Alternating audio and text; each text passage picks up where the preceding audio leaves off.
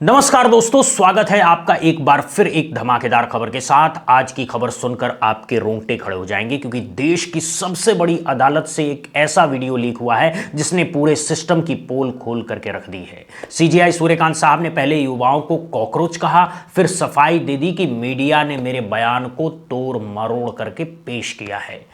लेकिन अब वो ओरिजिनल वीडियो सामने आ चुका है जिसमें साफ साफ सुनाई दे रहा है कि उन्होंने क्या कहा था। और दोस्तों, ये सिर्फ शुरुआत है क्योंकि आज के वीडियो में मैं आपको दिखाऊंगा कि वो दिल दहला देने वाली कहानी जहां उत्तर प्रदेश के महोबा में एक नीट की छात्रा को 16 दिन तक बंधक बना करके उसके साथ हैवानियत की सारी हदें पार कर दी गई है। सिगरेट से जलाया गया, चाकू से काटा गया, नशे के इंजेक्शन लगाए गए और जबरदस्ती शादी तक करवा दी गई। पूरी कहानी सुनकर आप कांप उठेंगे, इसीलिए वीडियो अंत तक जरूर देखिएगा और चैनल को सब्सक्राइब करना मत भूलिएगा। तो चलिए शुरू करते हैं। सबसे पहले बात उस वीडियो की जो सुप्रीम कोर्ट से लीक हुआ है। दोस्तों, हुआ ये कि 15 मई 2026 को सीजेआई सूर्यकांत एक केस की सुनवाई कर रहे थे। यह केस था दिल्ली हाई कोर्ट में सीनियर एडवोकेट डेजिग्नेशन की प्रक्रिया से जुड़ा हुआ। उसी सुनवाई के दौरान सीजेआई ने एक ऐसा बयान दे दिया जिसने पूरे देश में आग लगा दी। उन्होंने कहा कि हमारे समाज में पहले से पैरासाइट्स यानी कि परजीवी मौजूद हैं जो सिस्टम पर हमला करते हैं और कुछ युवा कॉकरोच की तरह हैं जिन्हें ना नौकरी मिलती है ना प्रोफेशन में जगह मिलती है। फिर वो मीडिया बन जाते हैं, सोशल मीडिया एक्टिविस्ट बन जाते हैं, आरटीआई एक्टिविस्ट बन जाते हैं और सिस्टम पर हमला करना शुरू कर देते हैं। जैसे ही यह बयान बाहर आया, पूरे देश में बवाल मच गया। हर चैनल, हर अखबार, हर सोशल मीडिया प्लेटफॉर्म पर यही खबर चली कि देश के चीफ जस्टिस ने युवाओं को कॉकरोच कहा है।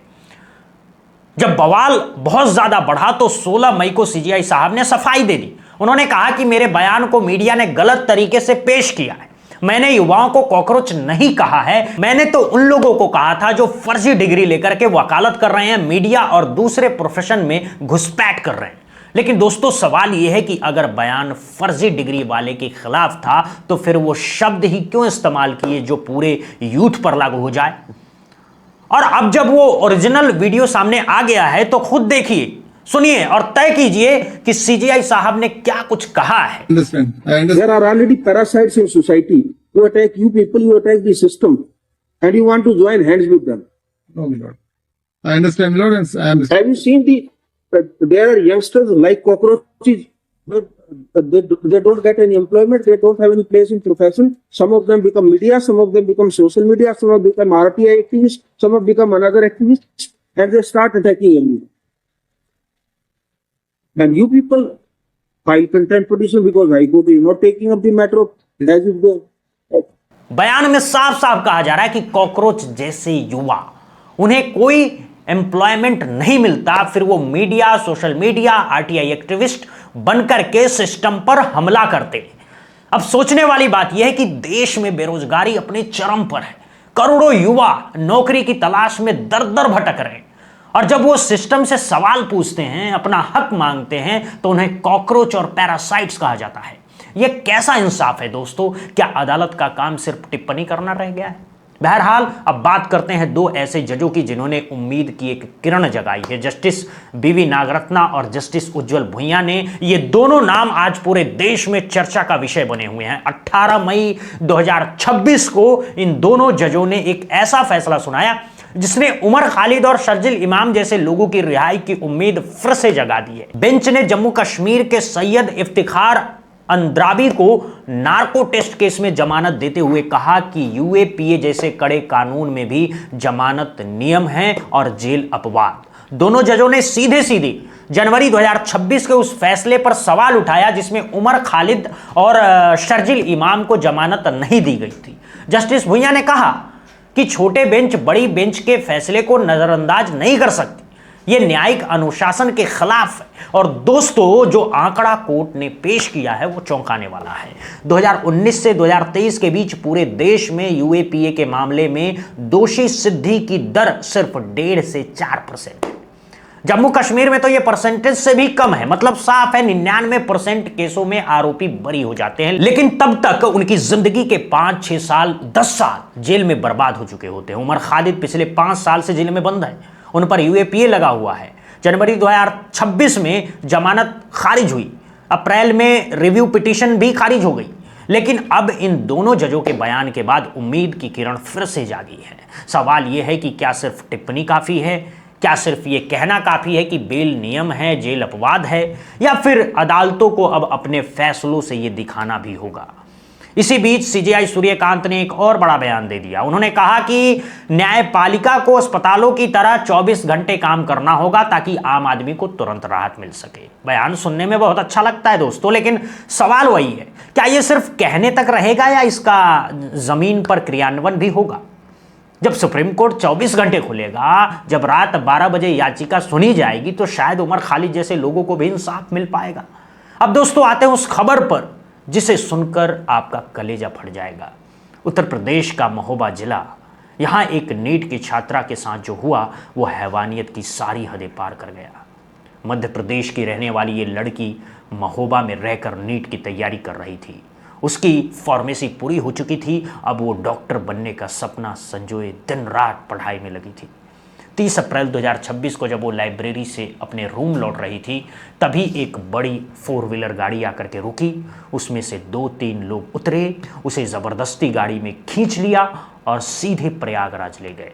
फिर शुरू हुआ 16 दिनों का वो काला अध्याय जो किसी भी इंसान की रूह कपा देगी। मुख्य आरोपी मोहित श्रीवास, उनके साथी अंकित श्रीवास, हल्लू राजपूत, धर्मेंद्र और कुछ अन्य लोगों ने मिलकर उस लड़की को बंधक बनाया।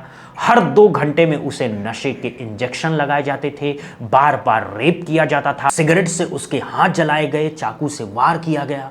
जब उसने विरोध किया, उसके भाई की फोटो दिखाकर धमकाया गया कि अगर हमारे खिलाफ कुछ कहा तो भाई को मार देंगे, हम पर निगरानी रखे हुए है। और हद तो तब हो गई जब आरोपियों ने जबरदस्ती उसकी शादी मोहित श्रीवास से करवा दी ताकि बाद में कह सके कि शादी अपनी मर्जी से हुई थी। 16 दिन बाद पुलिस ने उसे प्रयागराज से रेस्क्यू किया। हालत बेहद नाजुक थी। अब लड़की मुख्यमंत्री योगी आदित्यनाथ से न्याय और सभी आरोपियों को फांसी की मांग कर रही है। हमारी फार्मेसी कंप्लीट है, अब नीट की प्रिपरेशन कर रहे थे। अभी 3 मई को एग्जाम था। 30 अप्रैल को हम लाइब्रेरी के से बाहर रूम पर जा रहे थे। रास्ते में गाड़ी आई, बड़ी सी गाड़ी थी 4 व्हीलर, वो हमारे पास आकर खड़ी हो गई। उसमें से 2-3 लोग नीचे उतरे, बाकी गाड़ी के अंदर थे। उन लोगों ने हमें गाड़ी के अंदर लिया और हमारे साथ जबरदस्ती की। कहाँ ले गए बेटा? और रास्ते में उन्होंने हमें इंजेक्शन वगैरह लगाया और फोटो वीडियो की धमकी दी। कहाँ ले गए? कितने दिन लिए रहे आपके साथ में? 16 दिन तक कहाँ रख के रहे? टॉर्चर किया दीदी, और कई बार सिगरेट से भी हाथ जलाया। किसी को पहचान अच्छा, कितने लोग थे ये? जब यहाँ से गए तब 5-6 लोग थे। मोहित श्रीवास, अंकित श्रीवास और एक वो दाढ़ी वाला वो हल्लू श्रीवास और हल्लू राजपूत और 2-3 लोग और थे। जो एक गाड़ी चला रहा था वो एजेड था, समथिंग 40 साल के समथिंग था वो, और भी थे। शादी तो बता दी। 13 तारीख को ये लोग हमें इलाहाबाद ले गए। उन्होंने मोबाइल में हमें भैया की फोटो दिखाई। वो लोग कोई भर्रा राजपूत नाम का लड़का है, वो इलाहाबाद आया और मोहित के चाचा, पापा और धर्मेंद्र श्रीवास, बहुत सारे लोग इलाहाबाद आए।